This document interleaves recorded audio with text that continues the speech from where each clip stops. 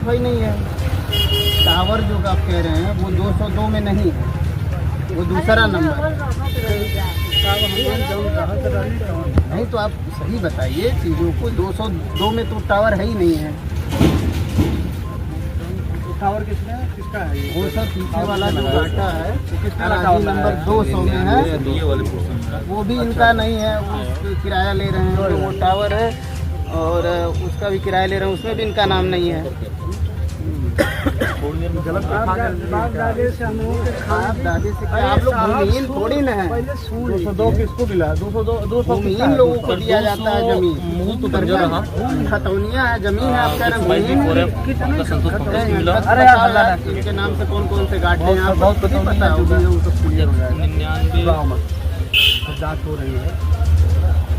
आपके नाम से 5-6 भूमधरी का घाटा है। 202/1 133 99 35 38 118 119 95/7 3 और 4 सरकार आप जो भी हो, ये सारे घाटे आपके नाम से भूमधरी है। आप भूमिहीन नहीं कह सकते हैं अपने आप को।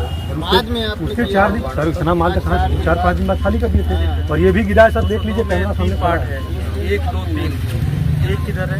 एक वाला ये लोग अपना मकान। उस दिन तो आप बताए भी नहीं कि मैं ही रखता हूँ। हम उस दिन बहुत लेट पहुँचे थे, बहुत लेट पहुँचे थे। हमसे मिले भी नहीं। आपसे मिले थे, आपसे लास्ट में मिले थे। आप जब हमने रखा है नहीं, आप जब जा रहे थे ना तब हमसे आप मिले थे, हमने बताया भी था। दूर बना दिन कितना रकबा टोटल हमारा मिलना चाहिए? 10 डिसमिल। मौके पे 10 डिसमिल वहाँ से जैसे जैसे गया है ऐसे जैसे क्लियर करके निकाल दो। पूरा जो है क्लियर है। तो इनका अगर रखा है वैध रूप से। क्या नाम है आपका? राजेंद्र प्रसाद। राजेंद्र प्रसाद, कौन सा गांव है? ग्राम हिनौली है सर। क्या समस्याएं हैं आपकी?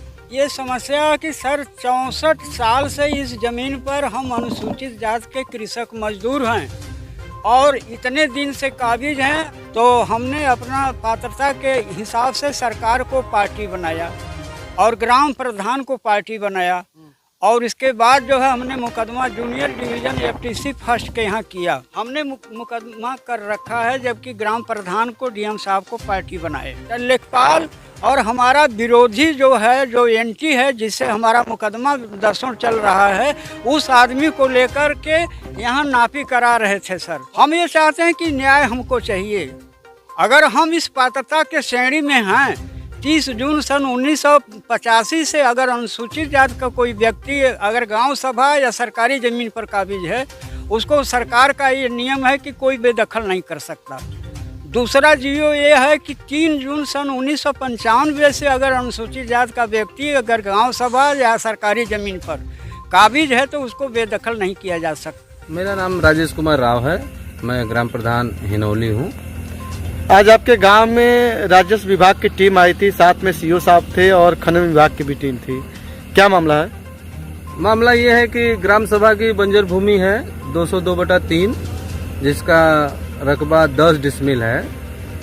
उस पे भूमाफिया राजेंद्र प्रसाद, सतीश चंद और कुछ उनके सहयोगी उस पे बालू, गिट्टी और तमाम चीजें रखकर उस पे अवैध कब्जा करके भंडारण किए हुए हैं और नाजायज तरीके से उसका किराया वसूली का काम करते हैं।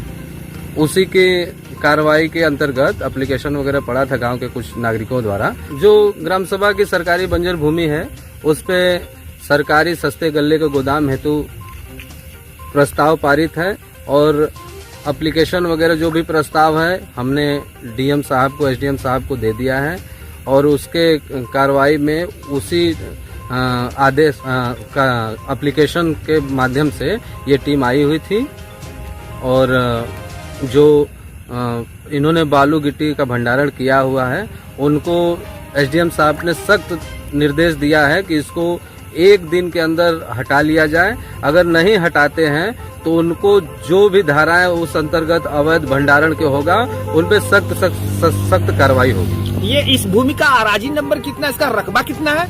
अराजी नंबर 202/3 है और रकबा 40 हेक्टेयर भूमि है। और ये प्रस्ताव किसने पारित किया है?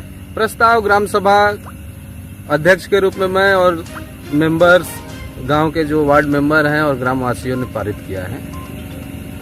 इसकी लीगल कार्रवाई आप लोगों के द्वारा की जा चुकी है?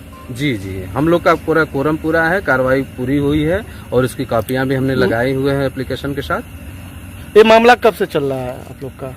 मामला ये हमने सबसे पहला एप्लीकेशन दिया था 6 जुलाई को। 6 जुलाई को दिया था, तो ठीक उसके 1 महीने बाद नापी की कार्रवाई हुई थी, जिसमें राजस्व निरीक्षक, लेखपाल, 5 लेखपालों की टीम और पुलिस विभाग के द्वारा, पुलिस बल के द्वारा नापी हुई थी। अच्छा, जो अवैध रूप से कब्जा किए हुए हैं, तो क्या ये इस प्रकार के कब्जा सिर्फ अपने गांव में यही कब्जा किए हैं कि और भी कुछ कब्जा इनके द्वारा करते हैं? इनका कब्जा दरअसल गिनती में तो आप गिनने लगेंगे तो बहुत ज्यादा है, लेकिन ये पहले गरीबों का कब्जा करते हैं, उस पर बोर्ड वगैरह लगाते हैं और उनको फर्जी मुकदमा में फंसाकर इतना परेशान करते हैं कि बेचारे गरीब हार कर अपनी हार मान जाते हैं। अच्छा, ये गांव के किन किन किसानों की जमीन कब्जा कर रखे हैं?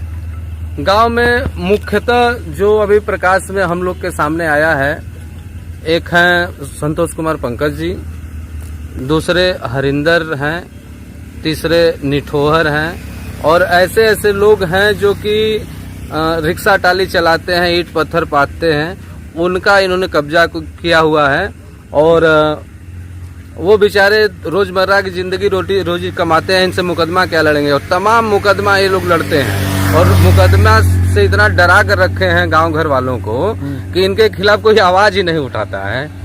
अच्छा, इनके द्वारा किन किन गांव में जमीन कब्जा कर रखी गई है? इनके द्वारा अपने गांव ग्राम सभा हिनौली में किया गया है, पथरा में किया गया है, छेमिया में किया गया है। तो कृपया ये बताएं कि इनसे जो है क्या सरकारी कर्मचारी भी त्रस्त है, क्या पुलिस प्रशासन भी त्रस्त है? ये किसी भी कर्मचारी को अगर इनके खिलाफ कोई भी एक्शन लेता है या हल्का फुल्का भी आदेश देता है तो ये सीधे उनके खिलाफ लिखते हैं और अपने घर की औरतों को आगे करके कभी उनसे कहलवाते हैं कि हमारा ब्लाउज फाड़ दिया गया, हमारे साथ बदतमीजी की गई और तमाम ऐसे दोषारोपण करते हैं कि जिसके डर से अधिकारी तक इनके खौफजदा है, इनसे खौफजदा है। अच्छा, ये अपने इस कारनामे के पीछे औरतों को क्यों आगे खड़ा करते हैं? औरतों को आगे इसलिए खड़ा कर देते हैं ना कि औरतों की ज्यादा सुनवाई होती है, औरतों के ऊपर अगर कोई अत्याचार का मामला जाता है तो दोषी दूसरे होंगे।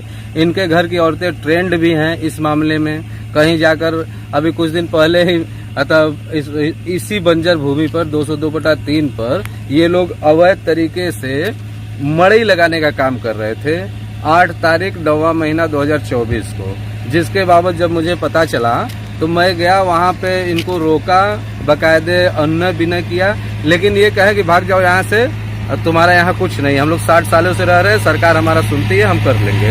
और औरतों से मेरा कॉलर वगैरह पकड़वा कर नाखून वगैरह, उस समय मैं अगर वहाँ पुलिस प्रशासन को नहीं बुलाता तो ये सब हमारे साथ क्या करते,